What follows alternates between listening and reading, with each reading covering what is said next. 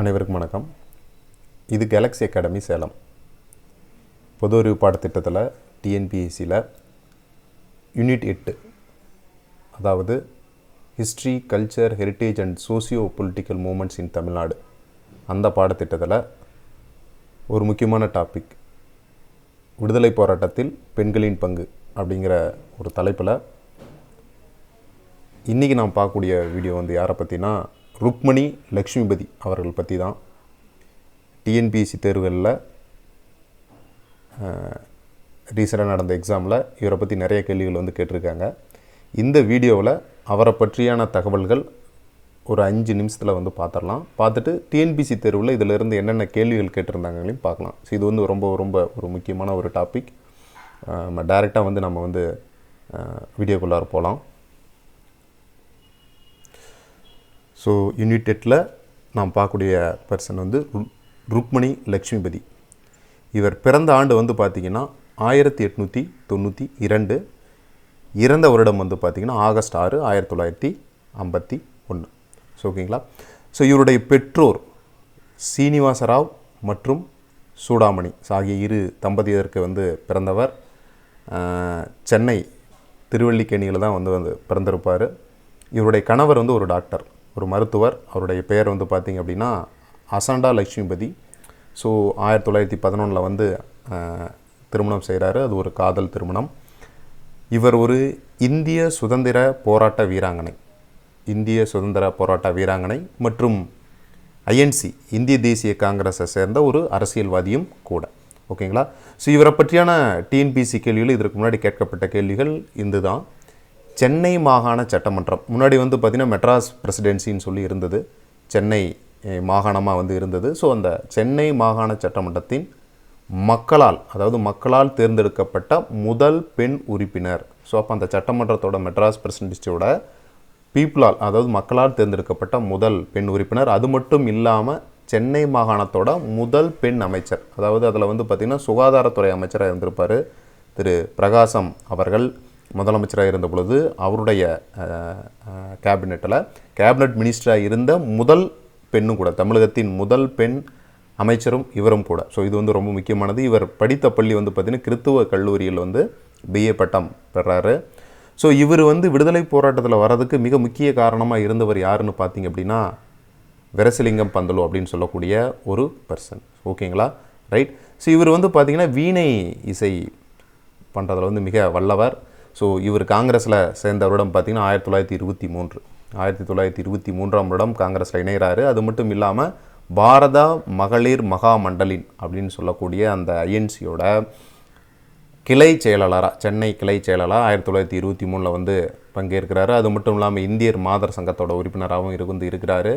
தேவதாசி முறைக்கு எதிராக பரப்புரைகள் நிறைய ஈடுபடுறாரு. ஸோ தேவதாசி ஒழிப்பு முறைக்கு முத்துலட்சுமி ரெட்டி பெரியார் துணையோடு பார்த்திங்கன்னா நிறைய எதிர்ப்புகள் தெரிவிச்சிருப்பாங்க. பட் இவங்களும் பண்ணியிருக்காங்க. பட் இதில் முக்கியமானவர் தேவதாசி ஒழிப்பு முறைக்கு முத்துலட்சுமி ரெட்டி அவர்கள். இது டிஎன்பிஎஸ்சியில் கேட்ட கேள்வி. அடுத்த இது 1926 பார்த்திங்கன்னா ஃப்ரான்ஸில் இருக்கக்கூடிய பாரிஸில் பார்த்திங்கன்னா அகில உலக பெண்கள் வாக்குரிமை ஒன்றிய மாநாடுன்னு ஒன்று நடக்குது. அதற்கு இந்தியா சார்பாக பங்கேற்ற பெண் இவர் தான். ஸோ இது பழைய டிஎன்பிஎஸ்சி தேர்வில் கேட்கப்பட்ட கேள்வி. அது மட்டும் இல்லாமல் 1927 மகளிர் காங்கிரஸ் செயலாளராக தேர்ந்தெடுக்கப்படுறார். இதுக்கு முன்னாடி 1923 பார்த்திங்கன்னா சென்னை கிளையோட செயலாளர் தான் இருந்திருப்பார். ஸோ பாரத மகளிர் மகாமண்டலி இதெல்லாம் இருந்திருப்பார். 1927 ஸோ மொத்த இதுக்கும் இருந்திருப்பார். 1929 சைமன் குழு வந்தப்போ அதற்கு எதிராக போராட்டம் நடத்துகிறாரு. ஸோ சத்தியமூர்த்தி அவர்களும் ருக்மணியும் சேர்ந்து எழுச்சி உரை ஆற்றுகிறார்கள். 1929 பார்த்திங்கன்னா ஸோ லாகூர் காங்கிரஸ் மாநாடு நடக்குது. உங்களுக்கு நல்லாவே தெரியும். 1929 மிக பிரசித்தி பெற்ற லாகூர் காங்கிரஸ் மாநாடு. அதை பற்றி ஒரு பேசிக் இன்ஃபர்மேஷன் படிச்சுக்கங்க. அதில் ருக்மணி, சத்தியமூர்த்தி அவர்கள், ராஜாஜி மூவரும் சேர்ந்து கலந்து கொள்கிறார்கள். ஓகேங்களா. ஸோ அது மட்டும் இல்லாமல் 1930 உங்களுக்கு தெரியும் உப்பு சத்தியாகிரக போராட்டம் நடக்குது. தமிழ்நாட்டில் பொறுத்தவரையிலும் வேதாரண்யம் நோக்கி தான் போகிறாங்க. இதற்கு முன்னிலை நின்று நடத்துது ராஜாஜி அவர்கள் தான் முன்னிலை நடத்தியிருப்பார். ஸோ இதற்காக வந்து முதலாக வந்து ஒரு வருஷம் வந்து சிறையில் வந்து இந்த போராட்டத்தில் இவர் பங்கேற்றதற்காக வந்து சிறையில் வந்து இவரை போடுறாங்க. ஸோ அந்த மாதிரி வந்து உப்பு சத்தியாகிரகத்தில் பங்கேற்று சிறை சென்ற முதல் பெண்மணி இவர்கள் தான். இது ஆல்ரெடி வந்து டிஎன்பிஎஸ்சி எக்ஸாமில் கேட்கப்பட்ட கேள்வி. அது மட்டும் இல்லாமல் காந்திய வழியை பின்பற்றிய இவர். ஸோ திருவல்லிக்கேணியில் வந்து பார்த்திங்கன்னா ட்ரிப்ளிகேன்னு சொல்லக்கூடிய இடத்துல காதர் கடையை வந்து திறந்திருப்பார். ஸோ கதராடைகள் தொடர்பான கடையை வந்து திறந்திருப்பார். அது மட்டும் இல்லாமல் ஜவஹர்லால் நேரு முன்னாள் பிரதம மந்திரி, ஸோ முதல் பிரதம மந்திரி அவர்களின் வேண்டுகோளுக்கு இணங்க வானரப்படை என்ற ஒரு சிறுவர்களுக்கான தேசபக்த அமைப்பை வந்து ஏற்படுத்துகிறார். ஸோ அது வந்து சென்னையில் தான் திருவல்லிக்கேணியில் 1931ஆம் ஆண்டு வந்து ஏற்படுத்துகிறாரு. பெண் உரிமை மாநாடுன்னு சொல்லக்கூடிய ஒரு மாநாடு ஜப்பானில் நடக்குது. ஸோ அதுலேயும் வந்து கலந்து கொள்கிறார். 1933ஆம் வருடம் ஹரிஜன சேவை. ஸோ அப்படிங்கக்கூடிய ஹரிஜன சேவைங்கிறது காந்தியடிகளால் வந்து தொடங்கப்பட்ட ஒரு அமைப்பு, ஹரிஜன் சங்கம். ஸோ அதனுடைய நல நிதிக்காக வந்து பார்த்தீங்க அப்படின்னா ஸோ அவரும் அவர் மகள் அணிந்திருந்த நகைகளையும் வந்து காந்தியிடம் வந்து கொடுக்குறதா வந்து சொல்கிறாங்க. ஏன்னா அவர் ஒரு காந்தியவாதி. ஸோ காந்தி சொன்ன அந்த ஹரிஜன சேவை அமைப்புக்கான நலநிதியை வந்து கொடுக்குறாரு. ஸோ அது மட்டும் இல்லாமல் சென்னை மாகாண சட்டமன்ற இடைத்தேர்தல் வந்து நடக்குது 1934. அதில் தான் வந்து பார்த்திங்கன்னா முதல் முறையாக வந்து ஸோ இடைத்தேர்தலில் போட்டியிட்டு ஜெயிக்கிறாரு. ஸோ எம்எல்ஏ ஆகிறார். அதனால் மக்களால் தேர்ந்தெடுக்கப்பட்ட முதல் சட்டமன்ற உறுப்பினர். ஸோ எகைன் வந்து பார்த்திங்கன்னா 1937 வந்து அந்த சட்டமன்ற தேர்தல் நின்று வந்து ஜெயிக்கிறார். ஸோ இது ஆக்சுவலாக வந்து பார்த்திங்கன்னா சென்னை மாகாண சட்டமன்ற லெஜிஸ்லேட்டிவ் கவுன்சில் வந்து ஜெயிக்கிறது. அதுக்கப்புறம் 1937 சட்டமன்ற தேர்தலில் வெற்றி பெற்று ராஜாஜி முதலமைச்சராக இருந்த பொழுது 1937 45 வரையிலும் இவங்க. ஸோ ராஜாஜி வந்து இருக்கும் பொழுது 37 45 வரையிலும் சட்டமன்றத்தின் முதல் பெண் துணை சபாநாயகராக வந்து இருக்கிறார். ஸோ டெப்புட்டி ஸ்பீக்கராக வந்து இருக்கிறாரு. ஸோ இந்த பதவிக்கு தேர்ந்தெடுக்கப்பட்ட முதல் பெண் அவர் தான். ஸோ முதல் டெப்புட்டி ஸ்பீக்கர், முதல் பெண் அமைச்சராகவும் இருந்திருப்பாங்க பின்னாட்களில். 1946 47 வரையிலும் பார்த்திங்கன்னா சென்னை மாகாணத்தில் முதலமைச்சராக இருந்தவர் பிரகாசம். அவருடைய அமைச்சரவையில் பொது சுகாதாரத்துறை அமைச்சராக வந்து பதவி வகிக்கிறாரு. ஸோ அந்தமாரி தமிழக வரலாற்றில் அமைச்சராக பொறுப்பேற்ற முதல் பெண்மணி இவர் தான். சென்னை எழும்பூரில் உள்ள மார்சல் சாலை என்னக்கூடிய ஒரு சாலைக்கு இவருடைய பெயர் தான் வந்து சூட்டப்பட்டிருக்கிறது. இவரது நினைவாக 1997 வந்து பார்த்திங்கன்னா ஒரு அஞ்சல் தலை வெளியிடப்பட்டுள்ளது. ரைட்டுங்களா?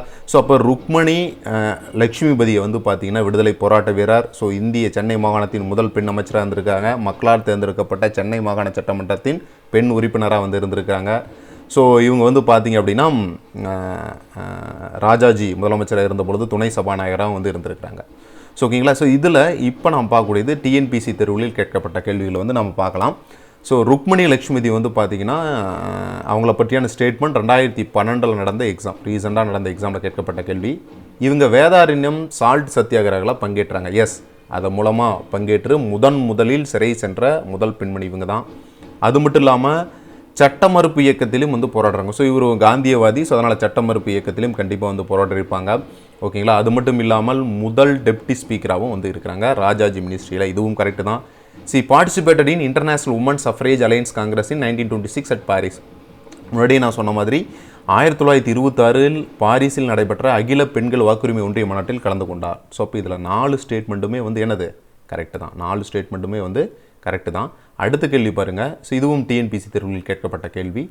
Identify the first woman freedom fighter of Tamil Nadu who was imprisoned for 1 year for participation in the salt satyagraha. அதாவது உப்பு சத்தியாகிரக போராட்டத்தில் தமிழகத்தில் ஈடுபட்டதற்காக ஓராண்டு காலம் சிறை விதிக்கப்பட்டு கைது செய்யப்பட்ட முதல் பெண் விடுதலை போராட்ட பெண்மணி யாருன்னா ருக்மணி லக்ஷ்மிபதி. ஸோ இதுவும் வந்து முக்கியமான கேள்வி. அடுத்து இன்னொரு கேள்வி டிஎன்பிஎஸ்சி தேர்வில் கேட்கப்பட்ட கேள்வி. ராஜாஜி அமைச்சரவையில் முதல் டெபுட்டி ஸ்பீக்கராக இருந்த பெண்மணி யாருன்னு கேட்டிருக்காங்க. அதுவும் ருக்மணி லக்ஷ்மிபதி அவர்கள் தான். ஸோ ஓகேங்களா? ஸோ இந்த வீடியோ வந்து உங்களுக்கு உபயோகமாக இருக்குன்னு நினைக்கிறேன். ஸோ இது வந்து unit 8 role of woman in freedom struggle, அதாவது விடுதலை போராட்டத்தில் தமிழக பெண்களின் பங்கு அப்படிங்கக்கூடிய தலைப்பில் வரக்கூடிய டாபிக். அனைவரும் நன்றாக படிக்க வேண்டும். All the best.